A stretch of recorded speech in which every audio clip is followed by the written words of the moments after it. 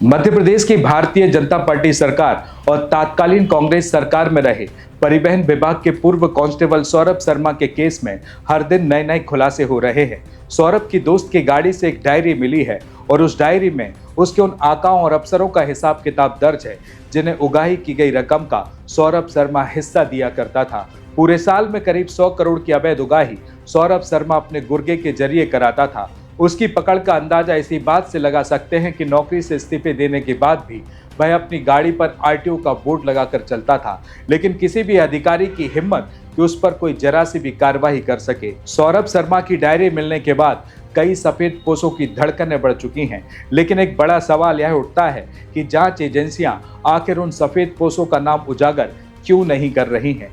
जांच के दौरान सौरभ के दोस्त चेतन गौर की कार में एक लाल डायरी मिली है जिसमें कथित तौर पर मध्य प्रदेश के 55 जिलों के आरटीओ चेक पोस्ट का हिसाब किताब इस लाल डायरी में दर्ज है। इसके साथ में यह भी लिखा हुआ है कि कहां से कितनी राशि आ रही है और इसके अलावा किससे कितना पैसा मिल रहा है। चेतन गौर ने पूछताछ में यह भी खुलासा किया है कि अवैध वसूली से अर्जित की गई इस भारी रकम की हिस्सेदारी किन किन अफसरों और मंत्रियों तक पहुंचती थी। लेकिन कमाल की बात तो यह है कि जब जांच एजेंसियों से उन अफसर और मंत्रियों के नाम पूछे गए तो मानो जैसे जांच एजेंसियों के अफसरों के मुंह पर ताला लग गया हो। मामूली से पूर्व परिवहन के आरक्षक सौरभ शर्मा की डायरी मिलने के बाद उसका पूरा नेक्सस अब सामने आ गया है। इसके बाद उससे जुड़े लोगों की नींदें भी उड़ गई हैं। खास तौर पर उन बड़े लोगों की नींद ज्यादा उड़ी है जिनके नाम सामने आने वाले हैं। कहा जाता है कि पावर कॉरिडोर के कई बड़े लोगों का हाथ सौरभ शर्मा के ऊपर था और उन्हीं के रहमो कर्मों पर सौरभ शर्मा फल फूल रहा था, जिसके बाद कुछ सालों में ही सौरभ शर्मा ने अरबों का साम्राज्य खड़ा कर लिया। कहा तो यह भी जा रहा है कि आयकर विभाग ने चेतन गौर के बयान 100 से अधिक पन्नों में दर्ज किए हैं। इसमें चेतन ने सौरभ शर्मा के कई राज उगले हैं। उसमें यह भी बताया गया है कि राशि किन किन लोगों तक पहुंचती थी। गौर करने वाली बात यह है कि इस लाल डायरी में कथित तौर पर दिसंबर 2024 तक के हिसाब किताब का लेखा जोखा है।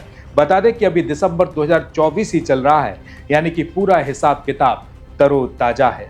नमस्कार, मैं हूं आपके साथ में भूपेंद्र सिंह और आप रिपब्लिक सागर मीडिया के साथ में हैं। सबसे पहले हमारे चैनल को सब्सक्राइब करें and don't forget press the bell icon to get all the notification for our upcoming video. सूत्रों के हवाले से खबर है कि अगर सौरभ शर्मा ने अपना मुंह खोला तो जांच एजेंसियों के रडार पर कई बड़े चेहरे सामने आ जाएंगे।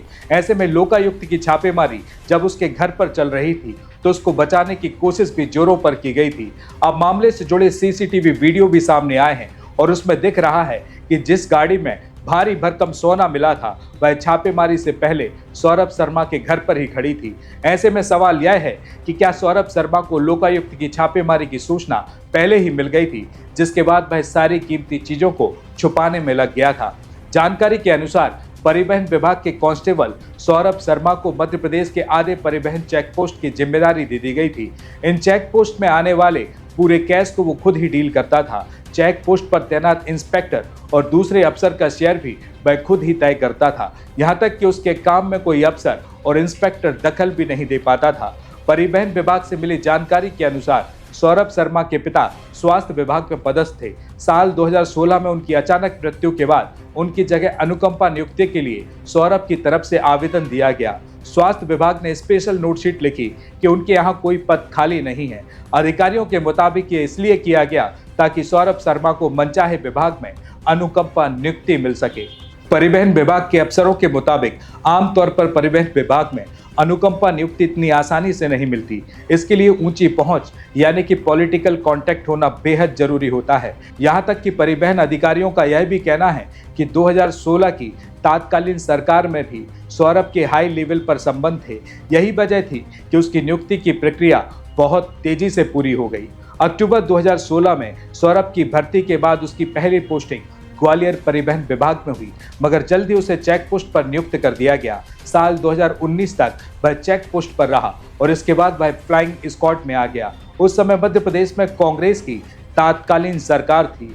मार्च 2020 में जब मध्य प्रदेश में कमलनाथ सरकार का तख्ता पलट हुआ और शिवराज सरकार की वापसी हुई तो मंत्रालय में भी फेरबदल हुए। इसके बाद जुलाई 2020 में चेक पोस्ट पर नई व्यवस्था बनाई गई।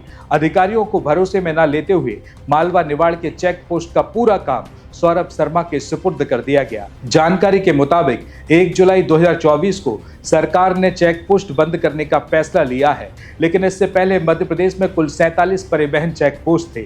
इसमें 23 चेक पोस्ट सौरभ शर्मा संभालता था। इसका दखल सीधे हाई लेवल पर हुआ करता था। इसके बाद सौरभ शर्मा ने चेक पोस्ट के प्रभारी अधिकारियों को दरकिनार कर मनमाफिक व्यवस्थाएं बनानी शुरू कर दी। हर चेक पोस्ट से हर दिन की एक निर्धारित रकम तय होती थी। चेक पोस्ट जाकर वह खुद ये पैसे कलेक्ट करता था और वह खुद इन पैसों का डिस्ट्रीब्यूशन करता था। इसके बाद ये रकम चेक पोस्ट से लेकर व्यवस्थित ठिकानों तक खुद सौरभ शर्मा ही पहुंचाता था। यही कारण है कि परिवहन विभाग के अधिकारियों का उस पर नियंत्रण नहीं था। परिवहन विभाग के कई अधिकारियों का यह भी कहना है कि चेक पोस्ट पर मनमाने तरीके से वसूली की शिकायतें हुई। 16 जुलाई 2024 को खुद केंद्रीय मंत्री नितिन गडकरी ने मध्य प्रदेश के तत्कालीन मुख्य सचिव इकबाल सिंह बैस को पत्र लिखकर चेक पोस्ट पर अवैध वसूली की शिकायत की थी। उन्होंने पत्र में लिखा था कि महाराष्ट्र और पंजाब के ट्रांसपोर्टर्स ने अवैध वसूली की शिकायत की है। इससे मध्य प्रदेश की छवि खराब हो रही है। पत्र की कॉपी तत्कालीन मुख्यमंत्री शिवराज सिंह चौहान और तत्कालीन परिवहन मंत्री गोविंद सिंह राजपूत को भी भेजी गई थी। इसके बाद ही सौरभ शर्मा के खिलाफ अवैध वसूली की जांच शुरू हो गई थी, लेकिन इस जांच के बीच में ही 2023 में सौरभ शर्मा का इस्तीफा मंजूर हो गया, जबकि नियम यह कहता है कि जांच पूरी होने तक किसी भी कर्मचारी और अधिकारी का इस्तीफा मंजूर नहीं होता। अधिकारियों के मुताबिक सौरभ शर्मा के इस्तीफे देने के बाद 3 महीने का नोटिस पीरियड भी पूरा नहीं किया गया, जबकि 3 महीनों की सैलरी का भुगतान सौरभ शर्मा को कर दिया गया। साथ ही उसका इस्तीफा भी मंजूर हो गया। इसके अलावा सौरभ शर्मा की निजी जिंदगी की बात करें तो सौरभ मूल रूप से ग्वालियर का रहने वाला है। उसकी पत्नी दिव्या का मायका जबलपुर का है। 4 साल पहले सौरभ परिवार सहित भोपाल में शिफ्ट हो गया था। उसकी पत्नी का जन्मदिन हमेशा दुबई या दिल्ली की 5 स्टार होटलों में मनाया जाता था। सौरभ की पत्नी दिव्या भी पावर कॉरिडोर में पहचानी जाती है। दिव्या भोपाल के कई नामचीन क्लब की मेंबर भी है। तो वहीं जब सौरभ शर्मा के ठिकानों पर लोकायुक्त की कार्रवाई चल रही थी, इसी बीच 19 और 20 दिसंबर की रात इनकम टैक्स की टीम ने मेंडोरी के जंगल एक कार से 52 किलो सोने की सिल्लियां और 11 करोड़ रुपए नगद बरामद किए थे। कार चेतन गौर की बताई जा रही है। सूत्रों का यह भी कहना है कि 2016 से 2023 तक सरकार और मंत्री जरूर बदलते रहे, लेकिन हर सरकार के परिवहन मंत्री के बंगले में सौरभ शर्मा का बेरोक टोक आना जाना था। मीडिया ने मध्य प्रदेश की शिवराज सरकार और कमलनाथ सरकार में रहे परिवहन और वर्तमान खाद्य एवं नागरिक आपूर्ति मंत्री गोविंद सिंह राजपूत से जब इस संबंध में पूछा तो जवाब मिला कि वे सौरभ शर्मा को नहीं जानते। हालांकि उन्होंने यह जरूर कहा कि राजनीतिक जीवन में कई लोग आते जाते हैं, मुलाकात करते हैं, लेकिन हर मुलाकात करने वाले से आपके नजदीकी संबंध नहीं होते। तो वहीं जानकारी के लिए हम आपको यह भी बता दें कि गोविंद सिंह राजपूत के पहले मध्य प्रदेश की शिवराज सरकार में परिवहन मंत्री भूपेंद्र सिंह से जब मीडिया ने संपर्क किया तो उनके प्रतिनिधि ने जवाब दिया कि वे इस संबंध में कुछ नहीं जानते। कुल मिलाकर पूर्व कांस्टेबल सौरभ शर्मा के मामले में हर दिन नए खुलासे हो रहे हैं और यह मामला मध्य प्रदेश में भ्रष्टाचार के एक विशाल नेटवर्क को उजागर कर रहा है। सौरभ शर्मा की डायरी जो उसके दोस्त चेतन गौर की कार से मिली, इसने साबित कर दिया कि वह एक व्यापक अवैध वसूली का संचालन कर रहा था, जिसमें अधिकारियों से लेकर मंत्रियों तक का हाथ हो सकता है। लेकिन सबसे बड़ा सवाल यह है कि जांच एजेंसियां इन सफेद पैसों के नाम सार्वजनिक करने से क्यों घबरा रही हैं। सौरभ शर्मा ने अपनी पहुंच और राजनीतिक संरक्षण का भरपूर इस्तेमाल करते हुए वर्षों तक भ्रष्टाचार के इस धंधे को चलाया। उससे जुड़ी कई अहम जानकारियां जैसे कि 100 करोड़ की वसूली, 52 किलो सोना, 2.5 क्विंटल चांदी और करोड़ों रुपए की जब्ती सामने आई।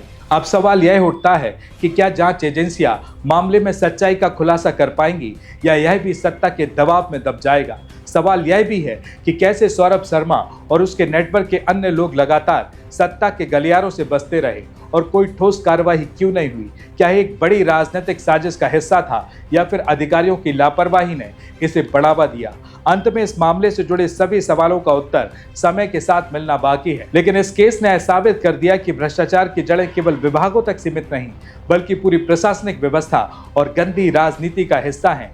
तो अब क्या जांच एजेंसियां इन सफेद नकाबपोशों को बेनकाब कर पाएगी? क्या यह मामला भी अतीत की धुंध में खो जाएगा? यही सवाल अब सबसे बड़ा है जिसका जवाब जांच एजेंसियों को देना ही पड़ेगा। नमस्कार। सोनालिका ट्रैक्टर्स के अधिकृत dealer Sakshi tractors and Motors में आपका स्वागत है। वीरेंद्र पूनम पटेल के नेतृत्व में हमारा शोरूम आपको दे रहा है सबसे बेहतरीन सोनालिका ट्रैक्टर्स की पूरी रेंज, वो भी एक ही दाम पर। क्योंकि अब ट्रैक्टर खरीदना हुआ और भी आसान। आधार कार्ड लाओ और ट्रैक्टर ले जाओ। हमारे दमदार ट्रैक्टर मॉडल्स में हमारी DI series, GT series, Sikandar series, tiger series और वर्ल्ड ट्रैक सीरीज में विभिन्न मॉडल्स उपलब्ध हैं, जो हैं मजबूत एवं टिकाऊ और आपके खेतों का असली हीरो। यानी एक ही दाम के साथ भारी भरकम कामों के लिए सबसे भरोसेमंद साथी। हमारे यहाँ फिक्स रेट की गारंटी है। हर ट्रैक्टर एक ही दाम पर ही उपलब्ध है। इसमें कोई छिपा हुआ शुल्क नहीं, जो देख रहे हैं वही मिलेगा। साथ ही आसान फाइनेंसिंग सुविधा, क्योंकि अब ट्रैक्टर खरीदना हुआ बेहद आसान। आधार कार्ड लाओ और ट्रैक्टर ले जाओ। फाइनेंसिंग की सरल प्रक्रिया, जिससे आपके सपनों का ट्रैक्टर जल्द आपके पास हो। तो फिर देर किस बात की है? आज ही आएं और अपने खेत के लिए सबसे बेहतरीन सोनालिका ट्रैक्टर को चुनें। फिक्स रेट और आसान फाइनेंसिंग सुविधा के साथ। आधार कार्ड लाओ और ट्रैक्टर ले जाओ। प्रोपराइटर वीरेंद्र पूनम पटेल की देखरेख में साक्षी ट्रैक्टर्स एंड मोटर्स ने अपनी उत्कृष्ट सेवा और भरोसे से किसानों का दिल जीता है। ऑथोराइज्ड सर्विस सेंटर के साथ हम आपके ट्रैक्टर की लंबी उम्र और बेहतर प्रदर्शन की गारंटी देते हैं। हमारा पता है साक्षी ट्रैक्टर्स एंड मोटर्स, कृषि मंडी के आगे, खुरई रोड, सागर, मध्य प्रदेश। रिपब्लिक सागर मीडिया को सब्सक्राइब अवश्य करें और आप हमारी आने वाली सभी वीडियो को देखना चाहते हैं तो आपको उसके लिए घंटी जरूर दबानी पड़ेगी, ताकि आपको सभी वीडियो की नोटिफिकेशन समय समय पर मिलती रहे। रिपब्लिक सागर मीडिया पर जो भी वीडियो आएगा वह सच की कसौटी पर कसकर ही आएगा।